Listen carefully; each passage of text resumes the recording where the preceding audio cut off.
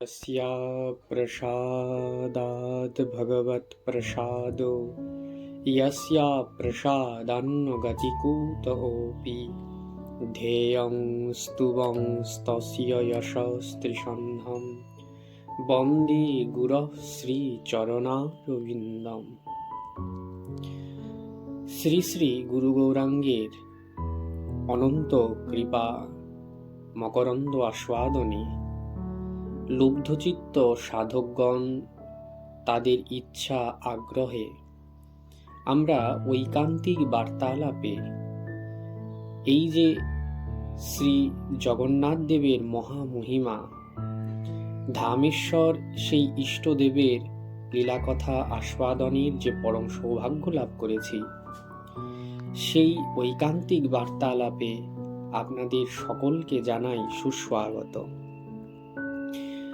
ভগবানের এই ভৌম নীলাচলে বা শঙ্খক্ষেত্রে ভগবানের এই প্রকার বিবিধ লীলা আমরা আস্বাদন করেছি। সেই সঙ্গে আস্বাদন করেছি সেবকগণের মহামহিমার কথা। অনন্ত লীলা বারিধি ভগবানের অনন্ত লীলার মধ্যে মহাপ্রসাদ দান আদি লীলা, তার দ্বারা জগজনের কল্যাণ, পরমার্থের এই সোপান প্রস্তুতকরণে এই সমস্ত সেবকগণ যারা একনিষ্ঠার সঙ্গে অনন্যতার সঙ্গে নিজ সেব্যনিধি জগন্নাথ দেবের নিয়ত সেবা করে চলেছেন, তাদের কথা আমরা প্রথম খণ্ডে আস্বাদন করেছি। আলোচনা এই দ্বিতীয় পর্বে আজ আমরা অন্যান্য সমস্ত জগন্নাথ দেবের সেবকগণের কথা জানব। সেই সাথে জানব যে তারা কি প্রকারে কি জগন্নাথের সেবা করেন। প্রথমেই আজ আস্বাদন করব যে সুয়ার সেবকের কথা। এনারা 5 প্রকার হয়ে থাকেন। মহাসুয়ার, এরা অন্য সুয়ারদের কার্য পর্যবেক্ষণ করেন, ভোগ পারস করেন। এরপরে পিঠা সুয়ার, এরা পিষ্টকাদি অর্থাৎ পিঠা তৈরি করেন। থালি সুয়ার, এরা অন্ন ও তরকারি রন্ধন করেন এবং ভোগের স্থানে নিয়ে রাখেন। পন্তি বরু, এরা সিংহাসনের সামনে পন্তি পন্তি বা সারি সারি করে ভোগ সাজিয়ে রাখেন। তোলা বরু, এরা রাত্রে রন্ধন গৃহ থেকে মণিকোঠায় ভোগ আনয়ন করবার সময় প্রদীপ ধারণ করেন। এরপরে আসছে দৈতাগণের কথা। শ্রী ভগবানের নীলমাধব স্বরূপের অবতারকালে শ্রী বিশ্বাবসু দৈতা প্রভুর সেবা করেছিলেন। এর বংশধরগণ দারুব্রহ্ম অবতারে শূদ্র সেবক হয়ে জন্মগ্রহণ করেন। সাধারণত পশুপালক বা পূজা পাণ্ডাগণই শ্রীবিগ্রহের শ্রীঅঙ্গ স্পর্শ করতে পারেন, কিন্তু স্নানযাত্রা, রথযাত্রা, নবকলেবর সময়ে দৈতাগণ শ্রীবিগ্রহের শ্রীঅঙ্গ স্পর্শ করার নির্দিষ্ট সেবা করে থাকেন। দৈতাগণ শ্রী জগন্নাথ, শ্রী বলভদ্র, সুভদ্রাকে পট্টডোরে বন্ধন করে সিংহদ্বারের সামনে রথে উঠিয়ে দেন, যাকে পহুণ্ডি বা পাণ্ডু বিজয় বলে। চৈতন্য চরিতামৃতে কবিরাজ গোস্বামী চরণ তিনি এই সমস্ত দৈতাগণের কথা উল্লেখ করেছেন। এরপরে শ্রী জগন্নাথ দেবকে অনবসরকালে মিষ্টান্ন ভোগ, এমনকি প্রতিদিন প্রাতঃকালে বালভোগ মিষ্টান্ন অর্পণ করেন। এরা অনবসরকালে শ্রী জগন্নাথ দেবের জ্বর হয়েছে বলে ঔষধ ও পাচন অর্পণ করেন। এরপর যে সেবকের কথা আসে তা হলো ছামুখুটিয়া। এরা সিংহাসন পাহারা দিয়ে থাকেন। ফুল বাগান মালাকার থেকে প্রত্যহ ফুল, চুল, করপল্লব ইত্যাদি এনে ভাণ্ডারে রাখেন।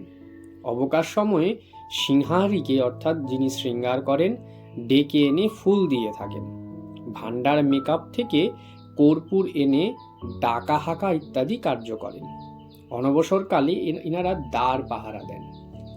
এরপরে আছে শ্রী মুখ সিংহারি সেবক। এরা শ্রীবিগ্রহের মুখ মুছিয়ে তা চিত্রিত করেন, তাতে বনক লাগিয়ে থাকেন। নেত্রোৎসবের সময় কান ডোলা বা কনিনিকা দিয়ে থাকেন। এরপরে মুদুলি ভাণ্ডার ঘর পাহারা দেন এবং নিত্য ব্যবহার্য খুচরা দ্রব্য নিজ তত্ত্বাবধানে রাখেন।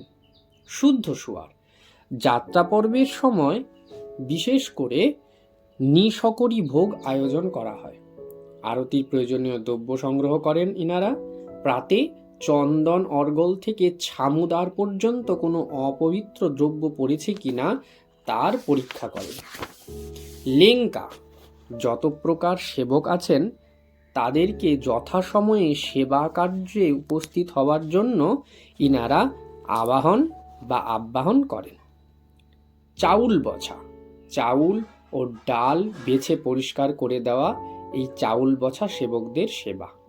শুদ্ধ পাইক রন্ধনগৃহের দ্বারে পাহারা দেন। রন্ধনগৃহে ভোগের জন্য আনিত দ্রব্য সকল পর্যবেক্ষণ করেন। চর্চাইত ভোগরাগ ও পূজার খবর নিয়ে থাকেন, যাতে যথাসময়ে ভোগরাগ ও পুজো হয় তার প্রতি দৃষ্টি রাখেন। এরপরে প্রধানী প্রত্যেক ধূপের সময় রন্ধনগৃহে গিয়ে ভোগ আনবার জন্য বলেন। পুজোর সময় হলে পূজা পণ্ডাদিগকে সংবাদ দেন। এরপরে মহাভৈ দধি, দুগ্ধ, সর, ছানা, পাপড়ি, ঘৃতাদি ইনারা তত্ত্বাবধানে রাখেন। ঘণ্টুয়া ভোগের ও শ্রীবিগ্রহের বিজয়ের সময় ঘণ্টা বাদন করে থাকেন ইনারা। এরপরে চুনোরা প্রত্যহ গরুর স্তম্ভের কাছে জয় বিজয় দ্বারের নিকট প্রত্যেক একাদশী ও দীপাবলি অমাবস্যার রাত্রে শ্রী মন্দিরের উপর যে দীপ দেওয়া হয় তা এরা জ্বালিয়ে থাকেন। নীলচক্রের ধ্বজা আরোপণ করে থাকেন। শ্রীমন্দিরের ভিতরে চন্দ্রাতপ টাঙিয়ে রাখেন। এরপরে করণ যারা লেখালেখির কাজ করেন, যেমন দেওলকরণ, বৈঠককরণ, তরাউকরণ, ভণ্ডারকরণ, চেয়াউকরণ, চাংড়াকরণ, কোঠকরণ ও খরশোধাকরণ। পুরোহিত যাত্রা পর্বাদির সময়ে অগ্নিহোত্র কার্যাদি ইনারা করেন। রোষ পাইক এরা রন্ধনের সময় যা যা কম পড়ে বা আবশ্যক হয় তা বেহরণ হাকিমকে জানান। রোষ মেকআপ প্রত্যেক ভোগে মশলা, ঘৃত, নবাত প্রভৃতি যা যা মহাভৈর নিকট থেকে রন্ধনের জন্য রন্ধনগৃহে আনয়ন করা হয় সেই সকল দ্রব্য এদের তত্ত্বাবধানে থাকে। এরপরে খট শেষ ঘর মেকআপ দিনে ও রাত্রে শয়নের সময় রত্নবেদীর সামনে পালঙ্ক রাখেন। যাত্রাপর্ব দিবস ঠাকুর অন্যত্র বিজয় করলে এরা রথ, বিমান ও শিবিকা সাজিয়ে দেন।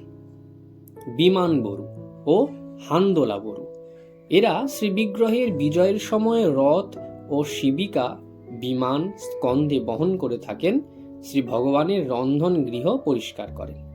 মণ্ডনী রথ, শিবিকা, বিমান প্রভৃতির সাজ পোশাক এদের তত্ত্বাবধানে থাকে।